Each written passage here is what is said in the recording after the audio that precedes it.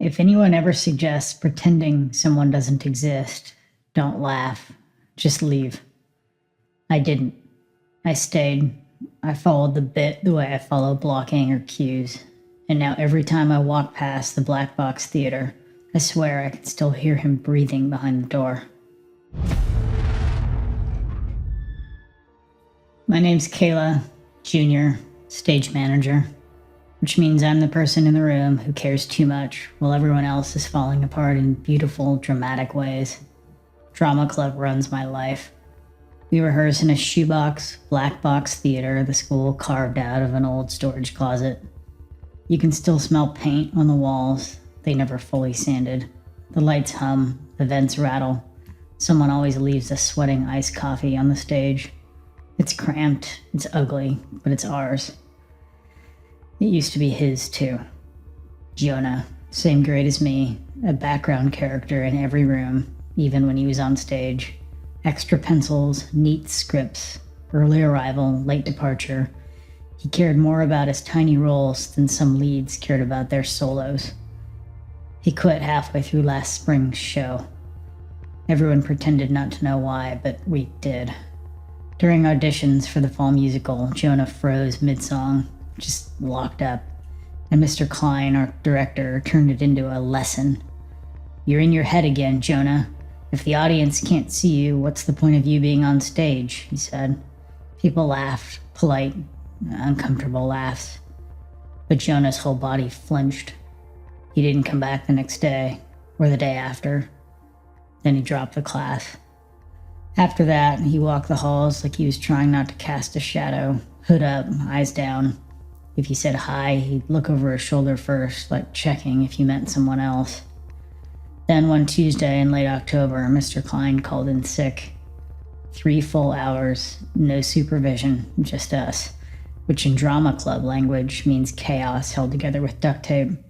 It was me, Monica, our lead, Omar, the class clown, 2 sophomores who'd follow Monica off a cliff as she told them to. I tried getting us back on task. We need to run page 23, I said, clapping like a teacher trying to hold a field trip together. Relax, Kayla, Monica said, scrolling TikTok. We'll run it. Omar leaned back in a folding chair. Didn't you say Jonah might stop by? I nodded. He messaged me last night, said he's thinking about rejoining. Aw, one of the sophomores sighed. That's so sweet.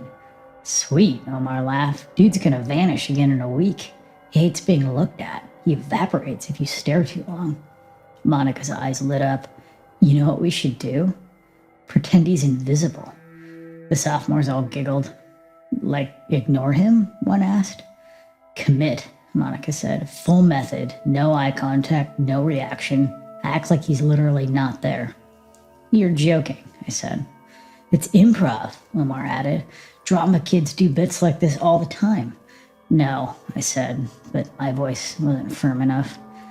It might push him to engage, Monica insisted. Make him fight for attention. Break him out of his shell. He might freak out, I said. Then we stop, she said, breezy. Kayla, stage manager approval? Everyone stared at me, expectant, excited.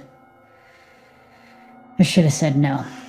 Instead, fine, if he gets upset, we end it immediately. Places, Monica said, already directing. We scattered. Script open.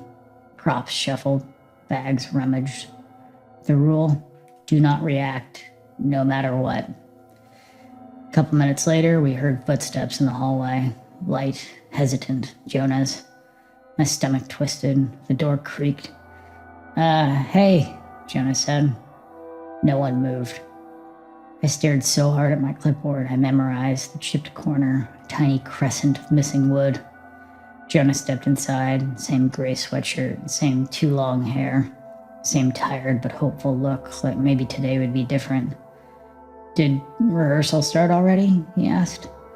Monica turned a page. Omar pretended to laugh at his phone. The sophomores whispered lines. Jonah gave a soft, nervous laugh. Wow, super focused today. He closed the door behind him. The latch sounded like a lock clicking. He walked further in. Is this a warm-up, he asked, like a silence exercise? Nothing.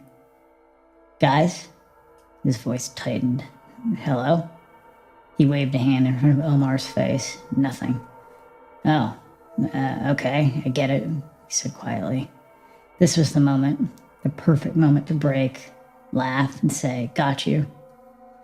But no one broke. Funny, he said, but it sounded more like a question. Is this, payback? Is that what this is? Silence. He swallowed hard. This is like that middle school thing, isn't it? He laughed breathlessly. I didn't think anyone here knew about that. Middle school? I froze inside.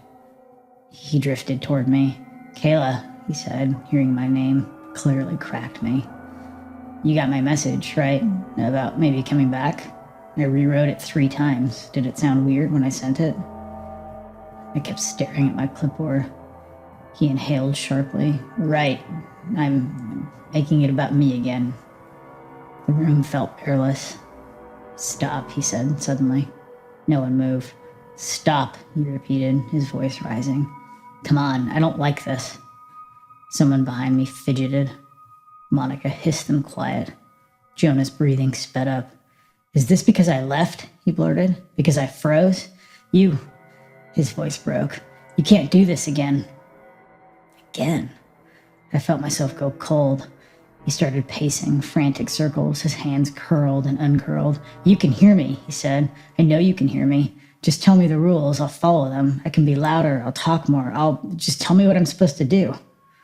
Nothing. What did I do? He snapped. Seriously, what did I do wrong? Was there a meeting? Did I miss a sign? He shoved a stack of old programs off the table. Papers scattered everywhere. Still, we stayed frozen. Look at me, he screamed. Please, just look at me so I know I'm... He stopped, breathing hard, eyes glossy. Then quietly, I'm sorry. It was the most heartbreaking sound I had ever heard. Sorry about everything, he said. I don't know which thing. Sorry if I was weird, or quiet, or too much, or not enough. Sorry I left. Sorry I came back. Sorry for existing wrong. His voice cracked on that last line. It's okay, he added softly. Easier if I'm not in the way.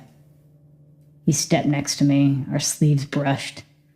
He pulled something from his pocket, a folded paper, edges worn soft from handling. He wrote something on it. His hand shook so hard the pencil tip snapped. He didn't pick up the broken piece.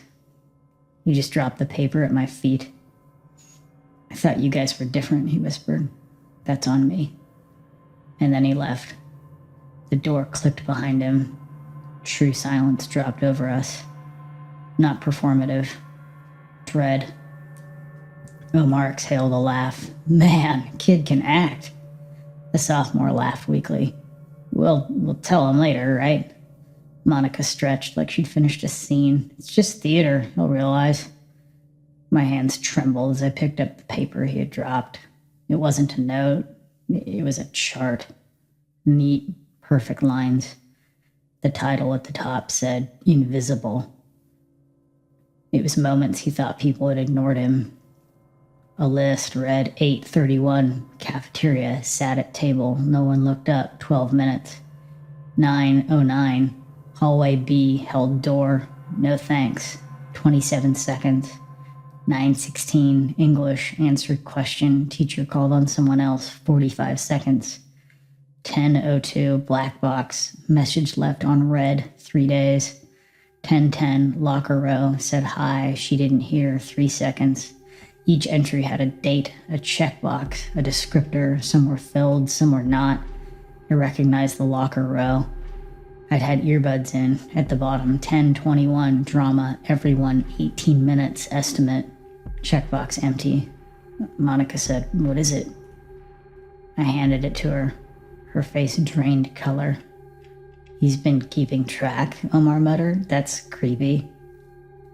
It's how he stayed sane, I said. Monica shook her head. He's dramatic. He's been counting the times people didn't notice him, I said. Not on purpose, just at all. That's not our fault, Omar said quickly. No, I said, but today is. The sophomores whispered something. Someone should go after him, they said. Everyone looked at me. Of course they did. You're closest, Monica said. You can fix this. I didn't answer. I just walked out. The hallway was cold and quiet. Lockers echoed. A basketball thudded distantly. My footsteps sounded wrong. Jonah, I called. No reply. Bathrooms empty. Vending machines, nothing. Stairwell, no one. Librarian shook her head. Then I saw him through the courtyard doors, alone in the concrete square, facing the black box like he was analyzing a crime scene. I stepped outside. The air cut my face. Jonah, I called. He didn't react. I approached slowly. Jonah, please look at me. He didn't turn until I stepped into his line of sight. No, he said, you're back. As if I'd left somewhere.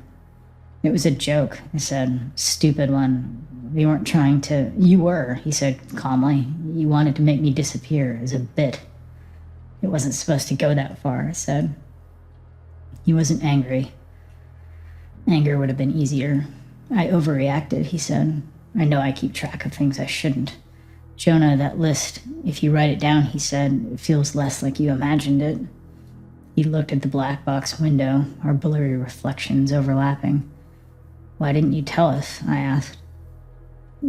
You would have what? He said softly. Listened, noticed, put me on your schedule. I said nothing. When Mr. Klein said I was invisible, he said, I thought maybe he was right. Maybe I've always been. Maybe people were just too polite about it. That's not, I started. He cut me off. But you guys proved it. You proved I didn't imagine it. Something twisted inside me. I thought this room was different, he said. We're supposed to look at each other. That's the whole point. But I guess that made it worse. So what now? I whispered. He looked at the building, at the dark window, then at me. Now I stop auditioning, he said. For what? For being real to people, he said. For being someone you can see. And he turned away. Are you coming back tomorrow? I called. To rehearsal? To school? He lifted one hand in a half wave. Goodbye disguised as something less final. I won't block your scenes, he said. Don't bother marking this one. He walked across the parking lot until he disappeared behind the trees. That night, I texted him, Hey, can we talk? Delivered. No response. I sent another, I'm sorry, it shouldn't have gone that far. Delivered. Nothing. His chat icon stayed gray, no typing. The next morning, he was gone from our group chat entirely. Not left, gone, like he'd never been added. He wasn't at school the next day or the next week. The principal sent an email about students facing personal challenges. Lockers got cleaned. His was emptied during third period. The door left open, hollow. Drama club moved on. We always do. Monica talked louder. Omar joked more. The sophomores laughed like they needed the noise. I kept Jonah's paper in my clipboard. Sometimes, when rehearsals get quiet, I unfold it and look at the last line. 10-21, drama, everyone, 18 minutes, estimate. I timed it once. It wasn't 18 minutes. It was 24. The checkbox is still empty. I don't know what it means to fill it in. I don't know what it means not to. But I know this. If anyone ever suggests pretending someone doesn't exist, don't laugh. Just leave. Because silence is a performance you can never take back. Most people won't tell you when they're struggling. They just get quieter. If someone in your world slips out of the spotlight, check on them, even if it's awkward. A little warmth can pull someone back into the room. Take care of each other, and thank you for joining us.